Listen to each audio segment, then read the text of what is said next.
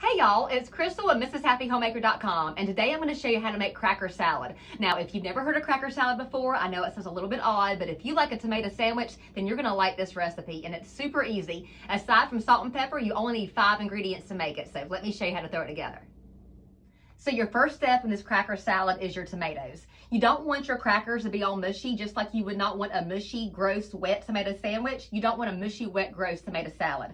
So I've got 2 large tomatoes. I've actually got a lemon boy and a brandywine from my garden. You can use any kind of tomatoes that you want to use. I've taken these tomatoes and I've taken the tops off and squeezed that excess juice and seeds into a bowl to discard. Then I put a little bit of salt on them. I'd say about a half a teaspoon. Let it sit for about 5 minutes, and then I put them into a colander to let the rest of the juice drain down so it's not going to be inside this cracker salad. So in my bowl, I'm going to add a half a shallot that's been minced. I'm going to add about a tablespoon of chives. I'm using freeze-dried chives. You can also use fresh ones. I'm going to save an extra tablespoon to garnish the top with. I'm going to add my tomatoes that have already been drained into the bowl. And I'm going to add some pepper to taste. I like pepper. And I've got a cup of mayonnaise in here. I'm going to add that to it.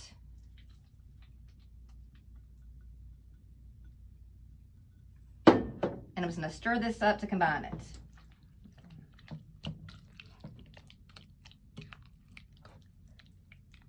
So to this, I'm going to add 1 sleeve of saltine crackers that have already been crushed. I'm actually going to put a few back in here to use for garnish to mix back in at the end and stir this up to combine it.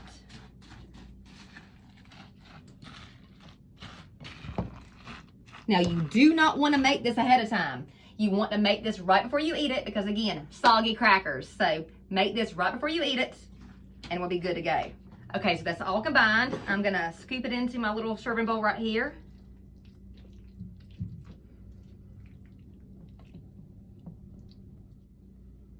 Make sure I get all that goodness out of here in my spatula.